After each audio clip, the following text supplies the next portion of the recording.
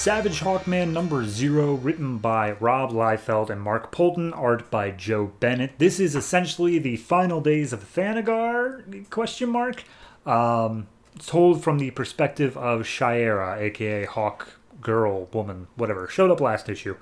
So we have a three-way war between the Zarnians, the Daemonites, and the Thanagarians.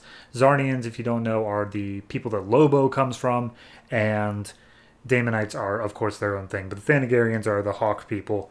And basically the Hawk people were able to fly and therefore maneuver around their big clunky spaceships of their enemies, and therefore they won the war. And there's the royal family, which is king and queen of what's their names. Oldest son named Corsar, youngest daughter named Shiera, and lover of Shiera named Qatar Hole, who is essentially part of the family at this point. Corsar really wants more war, Qatar wants more peace, and the king decides to side with Qatar. And so he says, all right, there's been enough bloodshed.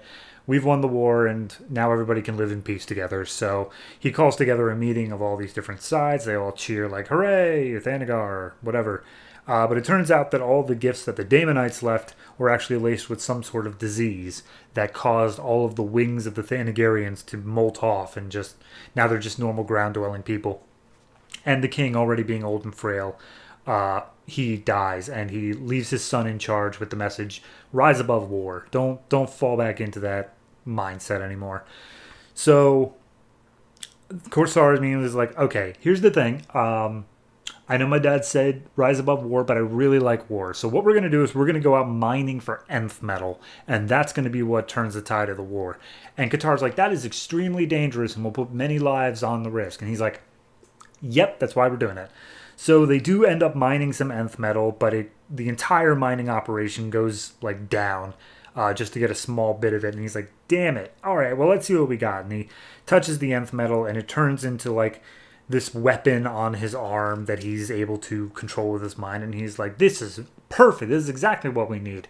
We're going to mine more of it. And Qatar's talking to Shiera like, I think he might be getting in a little over his head. And Shiera's like, oh, he cares about his planet. Don't worry about it. So they go out mining some more. And this time the mining rig goes down because of, it's a sandworm. From like Dune, it's just a giant sandworm that just demolishes the whole base. And it's just like, well, guess that's that then, because we can't deal with sandworms. But they did get a little bit more nth metal out of it. And this time Qatar touches it because he's like, oh, well, let's see what's going on here. And it molds to his body and becomes the standard, as we know it, Hawkman armor.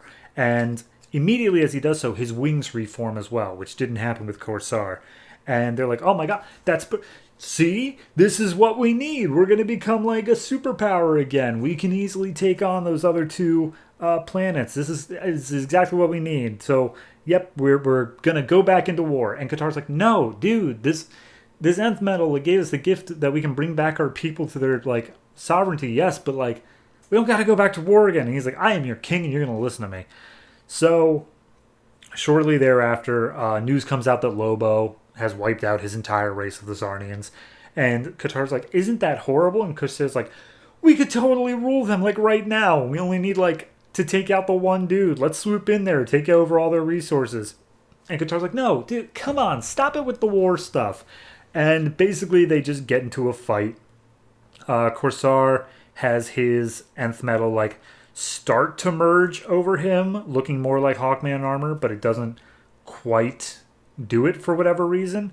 And then Qatar's armor, it fully takes size, and he's like, the nth metal chooses that who will not corrupt it, and I, being pure of heart, blah blah blah. Corsar attacks him and ends up shocking himself in a computer monitor, which just instantly kills him. And then that's when Shiera comes in and says, you killed my brother, you are hereby banished, and also we're going to try to kill you. So he hops on a ship, flies into deep space, and nobody ever sees him again until the events of issue 12, where Shiera shows up and is just like, I'm going to strip the nth metal off of you, and then we will see what you know about killing my brother. You will face consequences for that crime.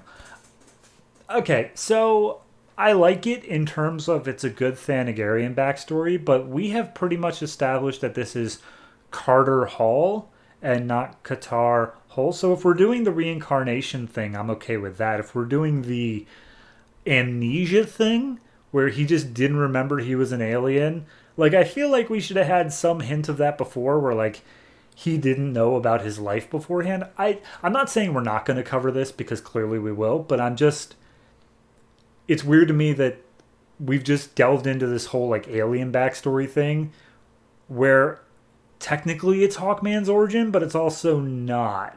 So, I don't know. I'm just interested to see where it'll go from there. Writing wise, art wise, it's all fine. Nothing great, nothing stand out. Yeah, it's just a standard kind of origin issue, really. So overall, I'd say this probably gets this gets like a 6.5, if I had to be honest. It's nothing blowing me away, but it's perfectly fine on its own. So I guess it's worth checking out, but you're also not missing anything.